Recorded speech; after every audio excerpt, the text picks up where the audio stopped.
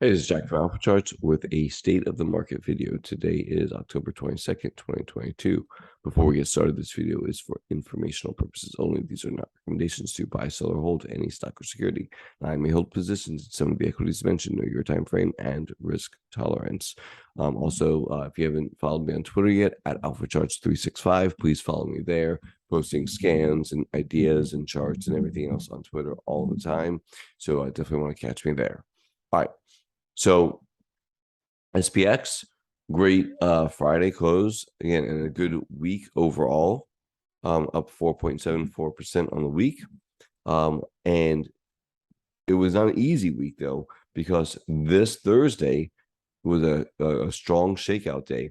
You had to move higher in the morning, and then it just sold off all day, and it really looked like things were going to fall apart in the market. And expectation was follow through on Friday lower, and really didn't get that.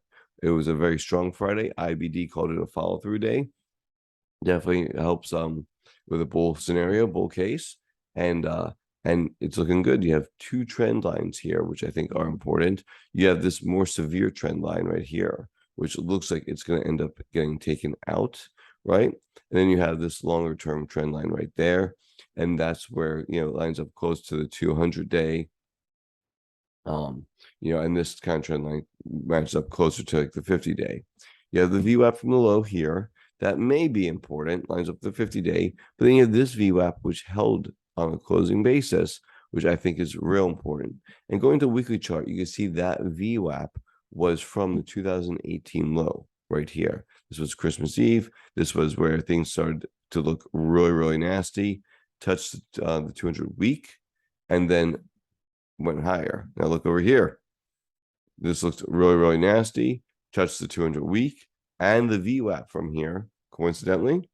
Who knows, right? But touched both right there, and then went. It looks like it wants to go higher. We'll see. So overall, it was a positive week, not an easy week to trade, but now we're starting to see these moving averages starting to flatten out and turn up on the shortest time frames. And I think that's definitely a positive. It's a start, in the right direction. The longer term is still saying that things are down. So again, it's a counter trend rally until we can get price above some of these moving averages and they can start to flatten out. But we'll take what we got, right? Looking at the Qs,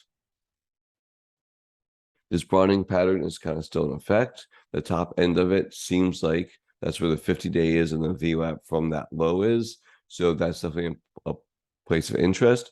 It's also, if you kind of extend this out, roughly this green area, whether it's 290 to 295 is 300, that's all important, that those areas.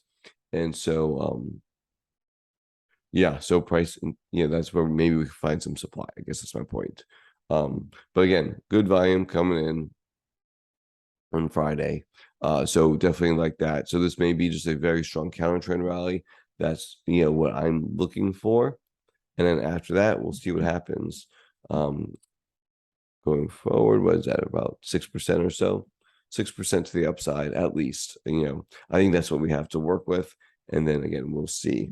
Equal weight, what was that on the week? Let's take a look on the weekly. 5.63. So a very strong week for the Qs, right? Equal weighted Qs looks similar, but not quite as strong, right? On the week, it was 4.97. Again, not as strong, still underneath the 23-day. So there's definitely some issues, even on the Qs. But with that being said, on the equal weighted Qs, that being said, it was still a strong week and things are still looking okay. Yeah, I forgot RSP. So let's just look at RSP real quick. It looks very similar, right above the 23-day EMA, and again has this area up here that could cause some potential resistance. All right, looking at IWM, small caps. So I had drawn in this potential head and shoulders, and it's still going to be valid until price gets above 191, 192, something like that. So we'll see. It doesn't mean it has to go. Looking on the weekly chart, we've talked about how important this area was to hold here and here, and now it's holding here and here. It just shows how significant this area is. So maybe this is a head and shoulders top. Maybe it's not. But if it does want to just make another shoulder here, right? Why not play some skin in the game, about 8%, 9%, something like that? That looks pretty good. So again, is a counter trend rally, right into the 200-day potentially. But 50-day, if it starts to flatten out, these start moving higher, and then we'll see. Maybe it's a double bottom, right? That's a possibility. One man's head and shoulders top is another man's double bottom. So we'll see what happens. Let price guide you. I think it has space to 188, and then we'll see how it reacts once price gets there.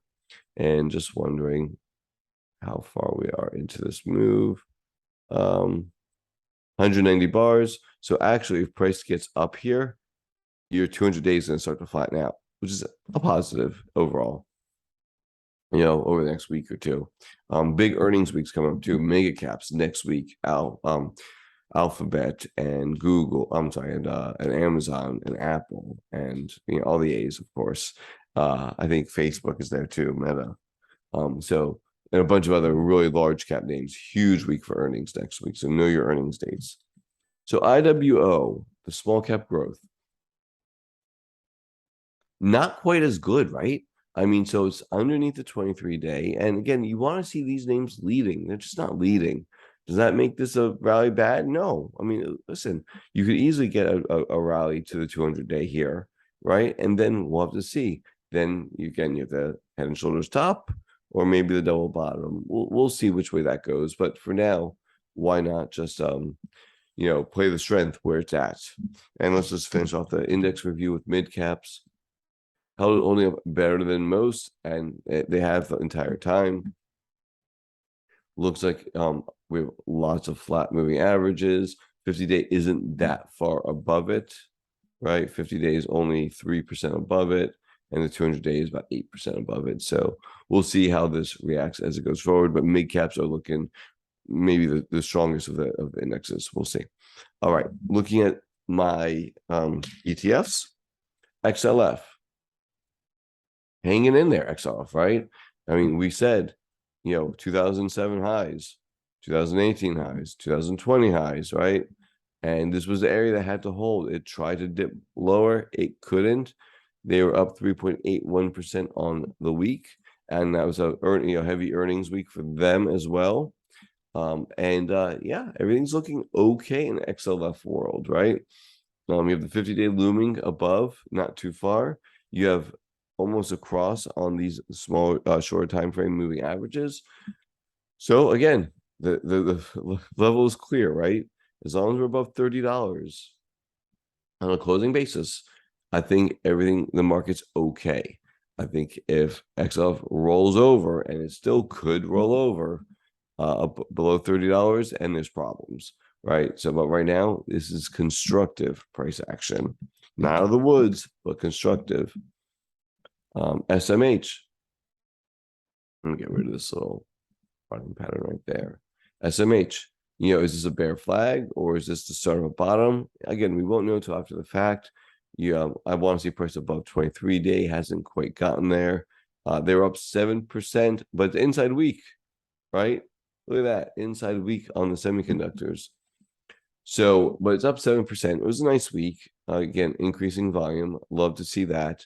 We don't know, though, is this going to be finding supply in this 190 area, right where the 23 basically is, 188 to 190, and then roll over as a bear flag would, or is this the start of some bottoming process? Again, we'll only know that after the fact, but they're still in a downtrend, semiconductors, and that can't be good for the market. First step is to get above this 190 area. Once price gets above there, then you're going to have this 50-day to deal with. Then you have the 200-day and the downtrend line to deal with. So it's not going to be easy road. There'll be starts and stops and everything in between. So again, this looks more like a bear flag than a bottom, but we'll see what happens, right? I do like the increasing volume. SMH had a great week. Is it leading? Not yet. Maybe it's the start of a leading type situation, but it's not doing it yet. All right, let's keep going. Transports, right? Transports. Great day on Friday. And only up 1.88 on the week. This is equal weighted transports. I had drawn this in a long time ago. It may still play out as price came in to this supply area. And we'll see if this actually comes to fruition or not. You do have a declining 50-day right at the $70 mark or so, and declining 200 days coming down pretty hard. Again, this is a big supply zone, and if transports roll over, especially ahead of the market, right? If we see the market going higher and then transports going lower, again, very similar to what we saw at the end of 2021, that would be an indication of problems. Again, this looks like a potential bear flag. We'll only know this after the fact, but if we see this roll over first, I think eyes on transports. XHB, looking at housing. Again, on the week, it was up only 0.49. So housing showing some weakness. So definitely saw strength in technology this week. Again, some weakness underneath all its moving averages. Looking at transport and housing, they may be looking forward for the possible recession in 2023. I think every macro person is talking about the recession of 2023. It's a very well publicized recession that hasn't happened yet. We don't know if it will happen, but maybe the charts are saying that, are trying to price that in. We'll see what happens next week, but I'm really interested to watch XTN and XHB to see how they do, and if SMH is a bear flag or not, right? Again, these index ETFs that I like to watch for health of the economy and market and everything else, uninspiring, even though the indexes themselves were much better looking, right? Under the surface, we'll see. Looking at VIX, let's go ahead and get that all set up for us. Stop that. All right. So VIX was declining, and we kind of mentioned that all week, that even though the markets were kind of really choppy and gross, VIX was declining, now under 30, just barely, but it's there. And I think that's positive, right? It's going in the right direction. Is it falling off like crazy? No, but is moving in the right direction. So we got to give credit where credit's due. It's still considered elevated in my book. Credit spreads, same thing for credit spreads. I was noticing that it wasn't spiking higher as the market was really gross and choppy.